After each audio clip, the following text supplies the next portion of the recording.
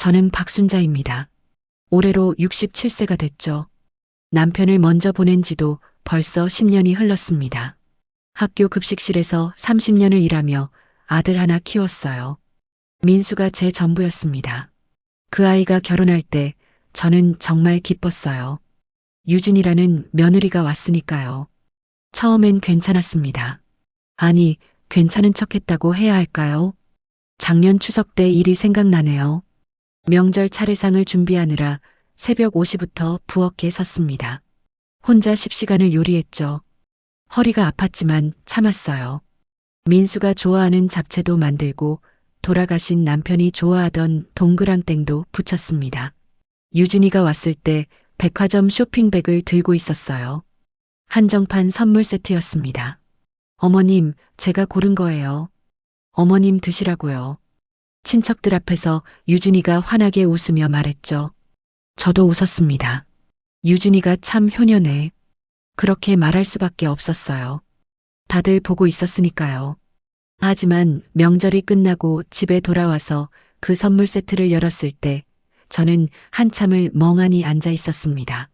유통기한이 지난 제품들이었거든요. 3개월이나 지났더군요. 버려야 했습니다. 그걸 보면서 생각했어요. 유진이가 몰랐을 거라고요. 실수였을 거라고요. 며느리를 좋게 생각하려고 애썼습니다. 그런데 이번 일은 좀 달랐어요. 11월 초였습니다. 김장철이 다가오고 있었죠. 저는 매년 이맘때면 김장을 했습니다. 돌아가신 남편의 시어머니, 그러니까 민수의 할머니께서 물려주신 레시피가 있었거든요. 남편이 그 김치를 정말 좋아했어요. 민수도 어릴 때부터 그 김치를 먹고 자랐습니다. 민수에게 전화를 걸었어요. 민수야, 11월 셋째 주 토요일에 김장하려고 하는데 제 목소리가 떨렸습니다. 왜였을까요? 이미 예감했던 걸까요? 유진이랑 같이 와서 좀 도와줄래? 너 좋아하는 깍두기도 담그고. 민수는 잠시 침묵했습니다. 엄마 유진이한테 물어보고 연락할게. 그 말에 가슴이 철렁했어요. 물어봐야 한다는 것. 예전 같으면 그냥 올게 했을 텐데요. 하지만 참았습니다. 며느리가 있으니 당연한 거라고 생각했죠. 전화를 끊고 한참을 기다렸습니다. 민수에게서 다시 전화가 왔어요. 엄마, 유진이가 그날 회사 워크숍이 있대. 저는 알아들었습니다. 오지 않겠다는 뜻이었죠. 그럼 너라도 올래? 제가 다시 물었어요. 목소리를 밝게 하려고 애썼습니다. 그것도 유진이가 좀 힘들어해서. 미안해, 엄마. 민수의 목소리가 작아졌어요. 미안하다는 말을 들으니 오히려 제가 미안해졌습니다. 왜 이런 부탁을 했을까 하고요. 괜찮아. 엄마 혼자 할게. 전화를 끊었습니다. 핸드폰을 내려놓고 거실을 둘러봤어요. 텅 빈 집이었습니다. 벽에 걸린 남편 사진이 보였죠. 결혼식 때 찍은 사진이었어요. 여보, 올해는 우리 둘이서만 김장해야겠어. 사진을 보며 혼잣말을 했습니다. 눈물이 날 것 같았지만 참았어요. 울면 안 된다고 생각했죠. 이 정도로 울면 안 된다고요. 며칠이 지났습니다. 민수에게서 또 전화가 왔어요. 엄마, 그래도 혼자는 힘드시잖아. 반가웠습니다. 민수가 마음을 바꾼 줄 알았거든요. 배추라도 같이 절여줄까? 아니야, 괜찮아. 유진이 워크숍이라며? 제가 먼저 말했어요. 며느리 눈치를 보게 만들고 싶지 않았습니다. 그래도 엄마, 너라도 오면 되지. 토요일 오전에 올래? 민수가 대답하기도 전에 뒤에서 문 닫히는 소리가 들렸어요. 쾅 하는 소리였습니다. 엄마, 나 전화 끊을게. 민수의 목소리가 급해졌어요. 그리고 전화가 끊겼습니다. 저는 핸드폰을 쥐고 한참을 서 있었어요. 무슨 일이 있었구나 싶었습니다. 유진이가 화가 났구나 싶었죠. 쟤 때문에요. 그날 밤 잠을 설쳤습니다. 베개를 베고 누워 천장을 바라봤어요. 김장이 뭐라고요? 그냥 안 하면 되는 거였습니다. 마트에서 사 먹으면 되는 거였죠. 요즘 사람들은 다 그렇게 산다고 하더군요. 하지만 가슴 한구석이 아팠습니다. 30년 넘게 해온 김장이었어요. 돌아가신 남편이 좋아하던 김치였습니다. 민수가 어릴 때 밥도 안 먹다가 이 김치만 있으면 밥 한 공기를 뚝딱 비우던 모습이 떠올랐죠. 하지만 참아야 했습니다. 며느리가 있으니까요. 제가 참으면 되는 거였어요. 며칠이 더 지났습니다. 저는 배추를 주문했어요. 혼자서라도 해야겠다고 마음먹었죠. 하지만 100포기는 무리였습니다. 20포기만 주문했어요. 제가 먹을 것과 이웃들 나눠줄 것만요. 그런데 자꾸 민수 생각이 났습니다. 민수가 좋아하는 깍두기를 못 담그게 될 것 같았어요. 그 생각을 하니 가슴이 답답했죠. 그 모습이 그려졌습니다. 며느리를 달래는 아들의 모습이요. 제 아들이 아니라 유진이의 남편으로 사는 민수의 모습이요. 가슴이 저려왔습니다. 그날 저녁 민수에게서 문자가 왔어요. 엄마 미안해. 이번엔 정말 못 갈 것 같아. 짧은 문자였습니다. 저는 한참을 그 문자를 보다가 답장을 보냈어요. 괜찮아. 유진이한테 잘해줘. 보내고 나서 핸드폰을 내려놓았습니다. 그리고 남편 사진을 봤어요. 여보, 우리 민수가 변했어. 아니, 제가 민수를 잘못 키운 걸까요? 사진 속 남편은 웃고 있었습니다. 아무 말도 없이요. 저는 그날 밤 잠을 설쳤어요. 계속 생각이 났습니다. 민수가 어렸을 때요. 제가 급식실에서 일하느라 늦게 들어오면 민수가 혼자 라면을 끓여 먹고 있었죠. 그럴 때마다 가슴이 아팠어요. 민수야, 엄마가 미안해. 그렇게 말하면 민수가 웃었습니다. 괜찮아, 엄마. 나 라면 좋아해. 그 아이가 이제는 제 전화를 부담스러워하고 있었습니다. 며느리 눈치를 보느라요. 이불을 뒤집어 쓰고 누웠어요. 눈물이 흘렀습니다. 소리 내지 않고 조용히요.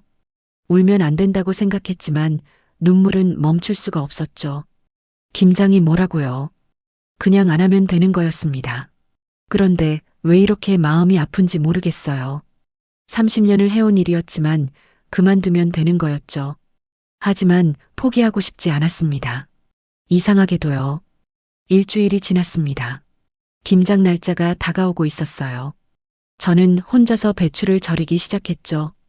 이웃 아주머니가 도와주겠다고 했지만 사양했습니다. 민수와 유진이 때문에 폐를 끼치고 싶지 않았거든요.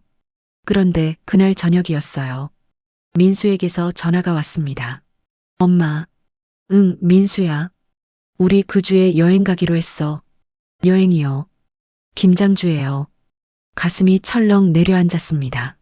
유진이가 회사 스트레스가 심해서 좀 쉬어야 할 것 같아. 민수의 목소리가 조심스러웠어요. 미안한 듯 했죠. 그래. 그럼 김장은? 제가 물었습니다. 목소리가 떨렸어요. 엄마, 요즘은 다들 마트에서 김치 사 먹어. 굳이 힘들게 담글 필요 없잖아. 마트에서 사 먹으라고요. 30년 넘게 해온 김장을 그만두라는 말이었습니다. 할 말이 없었어요. 뭐라고 해야 할지 몰랐죠. 그래, 알았어. 너희 잘 다녀와.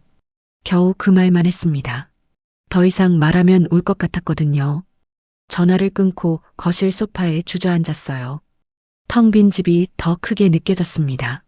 벽에 걸린 남편 사진을 봤어요. 여보, 올해는 당신 좋아하던 김치 못 담그나 봐. 사진을 보며 말했습니다.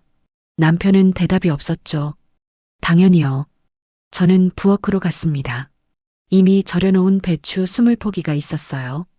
소금물에 푹 잠긴 배추들이요. 그걸 보니 눈물이 났습니다. 이걸 어떡하지? 혼잣말을 했어요. 혼자 20포기를 다 담글 수는 있었습니다.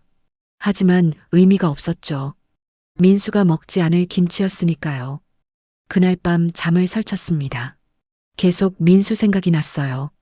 어렸을 때 김치를 먹으며 웃던 모습이요. 학교에서 돌아와서 김치 한 조각 집어 먹으며 맛있다고 하던 모습이요. 엄마, 이 김치가 세상에서 제일 맛있어. 민수가 그렇게 말했었습니다. 초등학교 3학년 때였어요. 그때 저는 정말 행복했죠. 그런데 이제는 마트 김치를 먹으라고 하네요. 제 김치는 필요 없다고요. 다음 날 아침이었습니다. 이웃 아주머니가 찾아왔어요. 순자 씨, 올해도 김장 같이 해요? 밝은 목소리였습니다. 글쎄, 민수가 여행 간대서 제가 대답했어요. 목소리가 힘이 없었죠. 그럼 우리 토요일에 하는데 순자 씨도 같이 해요. 어차피 베란다에서 할 거니까. 이웃 아주머니가 말했습니다. 고마웠어요. 그럴까? 근데 우리 며느리가 김치 냄새 싫어해서 제가 말했습니다. 부끄러웠어요. 며느리 때문에 김장을 못한다는 게요. 에이, 베란다에서 하는데 무슨 냄새가 나. 같이 해요. 이웃 아주머니가 웃으며 말했습니다. 저는 고민했어요. 조금만 담그면 되겠다 싶었죠. 민수 집에는 안 가져다 줘도 되니까요. 제사상에 올린 것만 담그면 됐습니다. 돌아가신 남편을 위해서요. 그래, 그럼 조금만 할게. 그렇게 대답했습니다. 민수에게 전화를 걸었어요. 민수야, 엄마가 이웃집에서 김장 조금만 하고 올게. 너희 집 베란다 안 쓸 테니까 걱정 마. 응, 알았어, 엄마. 민수의 대답이 짧았습니다. 무심한 듯 했죠. 전화를 끊었어요. 뭔가 이상했습니다. 민수의 목소리가 달라진 것 같았어요. 예전 같지 않았죠. 그날 저녁 잠자리에 들었습니다. 하지만 잠이 오지 않았어요. 계속 생각했죠. 제가 뭘 잘못한 걸까요? 김장을 하는 게 그렇게 큰 잘못인가요?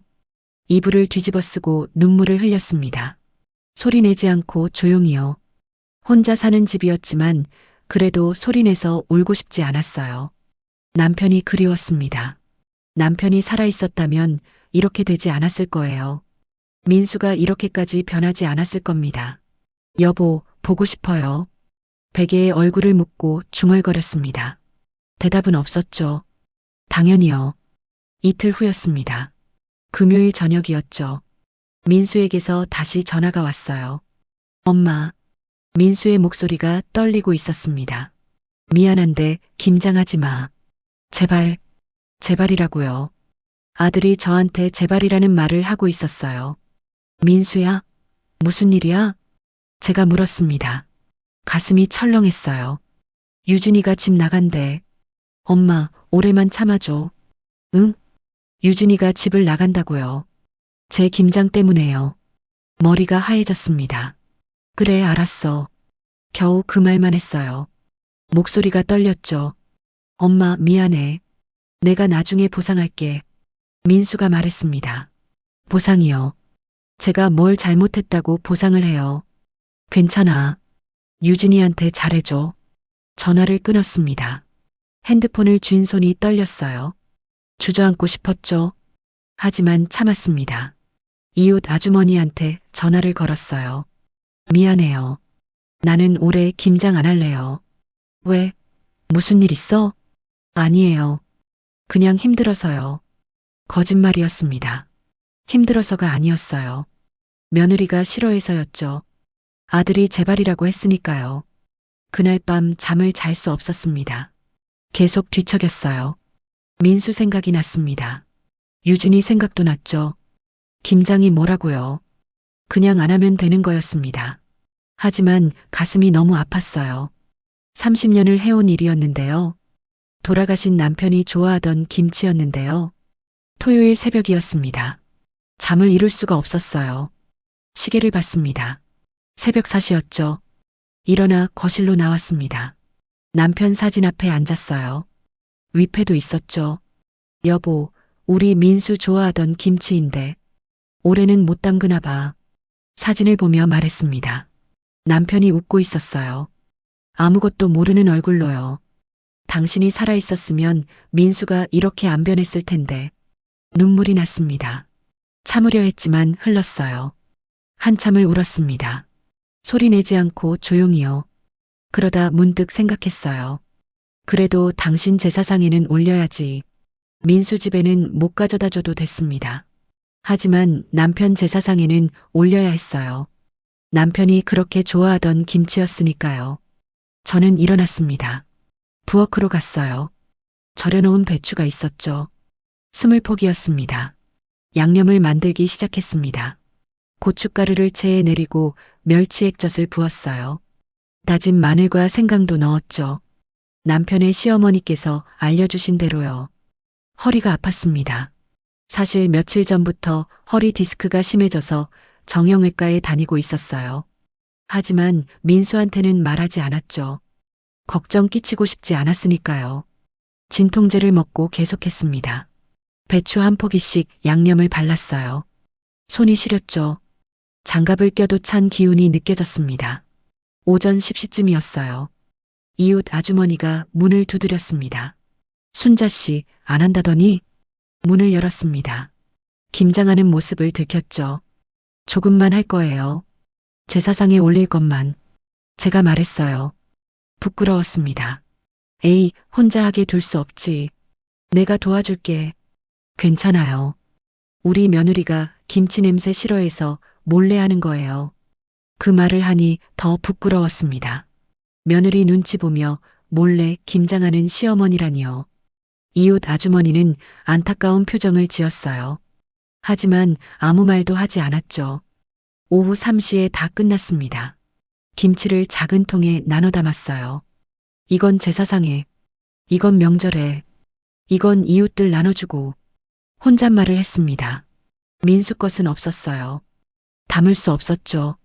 그런데 문득 생각이 들었습니다. 그래도 민수가 좋아하는 깍두기는 조금 담아서 집 앞에 놔둬야겠다고요. 먹고 싶으면 가져가라고요. 작은 대야에 깍두기를 담았습니다. 10kg 정도 됐어요. 민수 집으로 가야 했습니다. 같은 동네였거든요. 걸어서 10분 거리였죠. 대야를 들었어요. 무거웠습니다. 허리가 욱신거렸죠. 진통제를 한 알 더 먹었습니다. 집을 나섰어요. 민수네 아파트는 2층이었습니다.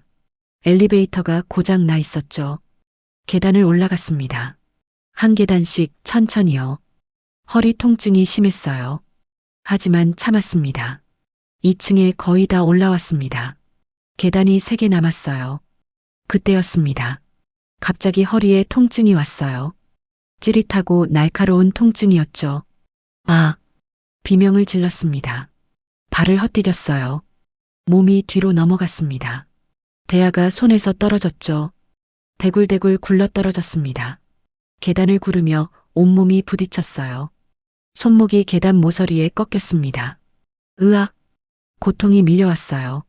손목에서 뼈가 부러지는 소리가 들렸습니다. 계단 바닥에 쓰러졌습니다. 김치 국물이 온몸에 쏟아졌어요. 배추가 사방에 널브러졌죠. 눈앞이 하얘졌습니다. 숨을 쉴 수가 없었어요. 온몸이 아팠습니다. 살려주세요. 작은 목소리로 중얼거렸습니다. 아무도 듣지 못할 목소리였죠. 눈을 떴을 때 하얀 천장이 보였습니다. 병원이었어요. 링거를 막고 있었죠. 오른쪽 손목에 깁스가 되어 있었습니다. 순자 씨, 정신 차렸어요? 이웃 아주머니 목소리였어요. 옆에 앉아 계셨죠. 제가 쓰레기 버리러 나왔다가 발견했어요. 119 불렀죠. 고마웠습니다. 말을 하려 했지만 목이 메었어요. 손목 골절이래요. 온몸에 멍도 심하고요. 이웃 아주머니가 말했습니다. 걱정스러운 표이었죠. 민수한테 연락했어요. 그 말에 가슴이 철렁했습니다. 민수가 여행 중인데요. 얼마나 지났을까요? 핸드폰이 울렸어요. 민수였습니다. 엄마, 괜찮으세요? 민수 목소리가 들렸습니다. 하지만 뒤에서 음악 소리가 났어요. 시끄러운 음악이었죠. 응, 괜찮아. 겨우 대답했습니다. 목소리가 떨렸어요. 지금 어떻게 되셨어요? 손목 골절이래. 괜찮아. 천천히 와. 제가 말했습니다. 민수가 걱정할까 봐요. 엄마, 왜 김장을 해요? 내가 하지 말라고 했잖아요. 민수의 목소리가 높아졌습니다. 화가 난 것 같았어요. 엄마가 고집 부려서 이렇게 된 거잖아요. 유진이한테 뭐라고 할 거예요? 우리 여행도 망쳤잖아요. 여행을 망쳤다고요. 제가 쓰러진 게 여행을 망친 거라고요. 할 말이 없었습니다. 눈물이 났죠. 미안해. 그것밖에 말할 수 없었어요. 그냥 푹 쉬어요. 나 여행 끝나고 갈게요. 전화가 끊겼습니다. 여행 끝나고요. 이틀 후라는 뜻이었죠. 핸드폰을 내려놓았어요. 눈물이 흘렀습니다. 순자 씨, 이웃 아주머니가 제 손을 잡았어요. 민수가 그렇게까지 할 사람이 아니었는데 제 잘못이에요. 제가 김장을 하면 안 됐는데 제가 말했습니다. 정말 그렇게 생각했어요. 무슨 소리예요? 김장이 죄예요? 이웃 아주머니가 화를 냈습니다. 저를 위해서요. 하지만 저는 알고 있었어요. 제가 잘못했다는 걸요. 그날 밤 병실에서 혼자 누워 있었습니다. 링거 맞으며 천장을 봤어요. 민수는 지금 발리에 있겠죠. 유진이와 함께요. 리조트에서 즐거운 시간을 보내고 있을 거예요. 저는 여기 병원 침대에 누워 있고요. 눈물이 계속 흘렀습니다. 닦지 않았어요. 그냥 흐르는 대로 뒀죠. 다음 날 아침이었습니다. 시어머니 친구분이 병문안 오셨어요. 순자야, 괜찮아? 걱정스러운 얼굴이었습니다. 네, 괜찮아요. 거짓말이었죠. 괜찮지 않았으니까요. 그런데 며느리가 지금 해외여행 중이래? 친구분이 물었습니다. 핸드폰을 보여주셨어요. 유진이 SNS였습니다. 사진이 있었어요. 인피니티 풀에서 찍은 사진이었죠. 유진이가 비키니를 입고 웃고 있었습니다. 힐링 중. 일상에 지친 나에게 주는 선물. 그런 글이 적혀 있었어요. 댓글들이 달려 있었습니다. 부러워요. 남편분 최고시네요. 유진이가 답글을 달았더군요. 저희 남편이 저 많이 아껴줘요. 사진을 보니 가슴이 무너져 내렸습니다. 제가 여기 병원에 누워 있는데요. 며느리는 수영장에서 웃고 있었습니다. 순자야. 친구분이 제 손을 잡았어요. 이게 맞는 거야? 대답할 수 없었습니다. 뭐가 맞는 건지 몰랐으니까요. 저녁 때였습니다. 간호사가 들어왔어요. 보호자분 연락처 좀 알려주세요. 아들이 여행 중이라서요. 그래도 연락은 해야 할 것 같은데요. 퇴원 준비도 해야 하고요. 간호사가 말했습니다. 민수에게 문자를 보냈어요. 민수야, 병원에서 보호자 연락처 필요하대. 여행 즐기고 천천히 와. 한참 후에 답장이 왔습니다. 네, 알겠습니다. 딱 그것뿐이었어요. 짧은 문자였죠. 저는 핸드폰을 내려놓고 창밖을 봤습니다. 어두워지고 있었어요. 민수는 언제부터 이렇게 변했을까요? 제가 언제부터 짐이 됐을까요? 손목이 욱신거렸습니다. 진통제를 먹었지만 아팠어요. 하지만 손목보다 가슴이 더 아팠습니다. 아들한테 버림받은 것 같았거든요. 여보, 당신이 살아있었으면 좋겠어요. 창밖을 보며 중얼거렸습니다. 민수가 이렇게까지 변하지는 않았을 텐데요. 대답은 없었습니다. 당연히요. 밤이 깊어갔습니다. 병실은 조용했어요. 저는 눈을 감았습니다. 잠을 청했죠. 하지만 잠은 오지 않았습니다. 계속 생각났거든요. 민수가 웃으며 김치를 먹던 모습이요. 엄마, 이 김치가 세상에서 제일 맛있어. 그렇게 말하던 민수가요. 이제는 마트 김치를 먹으라고 하네요. 눈물이 또 흘렀습니다. 3일째 되는 날이었습니다. 퇴원 준비를 해야 했어요. 병원 1층 수납 창구로 내려갔죠. 어머님, 병원비 계산하시려고요? 수납 직원이 물었습니다. 네. 그런데 보증인이신 최유진 씨 연락처 아세요? 유진이요. 왜 유진이 이름이 나오는 거죠? 그게 우리 며느리인데 왜요? 병원비를 며느리분 카드로 결제하시려고 하셨는데 한도 초과해서요. 제가 며느리 카드로 결제하려 했다고요. 아니었습니다. 그런 적 없었어요. 제가 며느리 카드로 결제한 적 없는데요. 그런데 최유진 씨 명의 카드가 어머님 명의로 등록되어 있어서요. 무슨 말인지 이해할 수 없었습니다. 머리가 복잡했어요.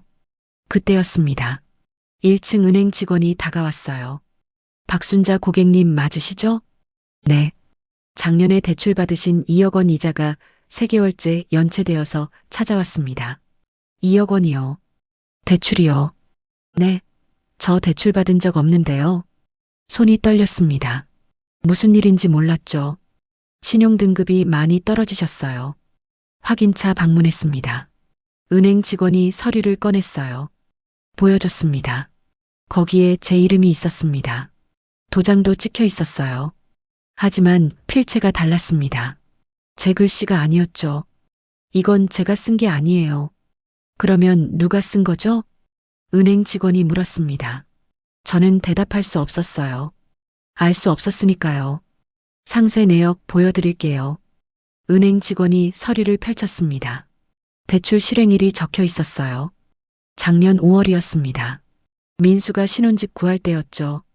사용처가 나와 있었습니다. 명품 매장이었어요. 에르메스, 샤넬이요. 해외여행사 이름도 보였습니다. 그리고 어머님 명의 신용카드가 3장 발급되어 있습니다. 네. 저는 카드를 만든 적이 없었어요. 최근 6개월 사용 내역입니다. 종이를 보여줬습니다. 에르메스 100, 780만 원, 샤넬 의류 550만 원, 발리 리조트 700만 원, 싱가포르 쇼핑 투어 600만 원. 숫자들이 눈앞에서 어른거렸습니다. 그리고 어머님 집 담보대출도 신청되어 있는데요. 뭐라고요? 목소리가 커졌습니다. 아직 실행 전이라 막을 수 있습니다. 최유진 씨가 신청하신 건데요. 유진이요. 며느리 유진이요. 다리에 힘이 풀렸습니다. 주저앉을 것 같았어요. 이건 사기예요. 옆에 있던 이웃 아주머니가 소리쳤습니다. 제 팔을 잡아줬어요. 당장 경찰 불러야 해요. 하지만 저는 망설여졌습니다. 유진이가 정말 그럴 리가 없었거든요. 순자 씨, 정신 차려요. 2억이에요, 2억. 집까지 담보로 잡으려 했다고요. 이웃 아주머니가 제 어깨를 흔들었습니다. 어머님, 이대로 두시면 집까지 날아갑니다. 은행 직원도 말했어요. 저는 서류를 다시 봤습니다. 제 도장이 찍혀 있었어요. 하지만 제가 찍은 게 아니었습니다. 며느리가 했을 리 없어요. 유진이는 그런 애가 아니에요. 제가 말했습니다. 믿고 싶지 않았거든요. 순자 씨, 증거가 여기다 있잖아요. 이웃 아주머니가 서류를 가리켰습니다. 저는 눈물이 났어요. 유진이가 정말 이런 짓을 했을까요? 제 도장을 몰래 가져가서요. 경찰서 갑시다. 이웃 아주머니가 제 손을 잡았습니다. 경찰서에 도착했어요. 경찰관이 서류를 받습니다. 명백한 문서 위조와 사기죄입니다. 고소하시겠습니까? 고소요. 며느리를요. 그래도 우리 며느리인데요. 제가 말했습니다. 목소리가 떨렸어요. 순자 씨, 정신 차려요. 2억이에요. 집까지 날아간다고요. 이웃 아주머니가 다시 말했습니다. 저는 고민했어요. 정말 오래요. 유진이 얼굴이 떠올랐습니다. 처음 만났을 때 환하게 웃던 모습이요. 시댁 모임에서 공손하게 인사하던 모습이요. 하지만 서류들이 눈에 들어왔습니다. 2억 원이요. 제가 30년 동안 일해서 모은 돈보다 많았어요. 집까지 담보로 잡으려 했다고요. 제가 살던 집이요. 남편과 함께 살던 집이요. 고소하겠습니다. 겨우 입을 열었습니다. 눈물이 흘렀어요. 경찰관이 고개를 끄덕였습니다. 필적 감정을 진행하겠습니다. CCTV도 확인해보죠. 며칠이 지났습니다. 결과가 나왔어요. 필적 감정 결과 제가 서명한 게 아니었습니다. CCTV에는 유진이가 제 집 열쇠로 몰래 들어가는 모습이 찍혀 있었어요. 도장을 가져간 거죠. 은행 방문 기록도 있었습니다. 유진이가 저인 척하며 창구에 왔었대요. 은행원이 증언했습니다. 증거는 명백했어요. 부정할 수 없었죠. 저는 병원 침대에 누워 천장을 봤습니다. 민수는 내일 귀국한다고 했어요. 며느리가 이런 짓을 했다는 걸 알게 되면 민수는 어떻게 할까요? 저를 믿어줄까요? 아니면 유진이 편을 들까요? 눈을 감았습니다. 잠을 청했어요. 하지만 잠은 오지 않았습니다. 내일이 두려웠습니다. 며칠이 지났습니다. 민수와 유진이가 귀국하는 날이었죠. 경찰에서 연락이 왔어요. 인천공항 입국장에서 체포했습니다. 짧은 통보였습니다. 가슴이 철렁했어요. 얼마 후 민수에게서 전화가 왔습니다. 엄마, 무슨 일이야? 경찰이 유진이를 데려갔어. 민수의 목소리가 떨렸어요. 당황한 것 같았죠. 유진이가 엄마 명의로 2억 원 대출받았어. 그럴 리 없어. 엄마 착각하신 거 아니야? 민수가 소리쳤습니다. 제 말을 믿지 않았어요. 필적 감정도 했고 CCTV에도 다 찍혔어. 엄마가 유진이 싫으니까 이런 거짓말까지 하시는 거죠? 실망했어요. 전화가 끊겼습니다. 거짓말이요. 아들이 저를 거짓말쟁이로 만들었어요.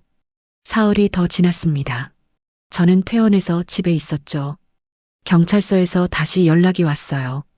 어머님, 조사가 끝났습니다. 증거가 명백합니다. 경찰관의 목소리였습니다. 최유진 씨 휴대폰에서 카톡 내용이 나왔습니다. 경찰서로 한번 오시겠습니까? 경찰서로 갔어요. 경찰관이 종이를 내밀었습니다. 직접 보시는 게 나을 것 같습니다. 종이를 받았습니다. 손이 떨렸어요. 카톡 내용이 인쇄되어 있었죠.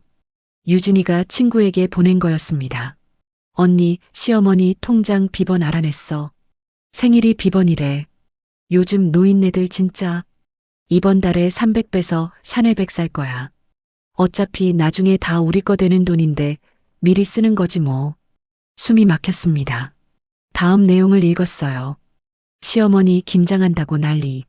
나 김치국물 뒤집어 쓰고 살 사람 아니거든. 남편한테 울면서 이혼하겠다고 했더니 바로 엄마한테 전화하더라. 남자들은 역시 눈물에 약해. 눈물이 나왔습니다. 울었던 게 연극이었구나 싶었죠. 마지막 문장을 봤어요. 시어머니 집 4억인데 빨리 돌아가셨으면 좋겠다. 종이를 떨어뜨렸습니다. 손에 힘이 풀렸어요. 돌아가셨으면 좋겠다고요. 저보고요. 그리고 보험금 수령인도 몰래 변경했습니다. 경찰관이 말했습니다. 어머님 종신보험이요. 6개월 전에 서명 위조해서요. 더 이상 들을 수 없었어요. 일어났습니다. 집으로 돌아왔습니다. 소파에 앉아 멍하니 있었죠. 유진이가 저를 그렇게 생각하고 있었습니다. 죽기를 바라고 있었어요.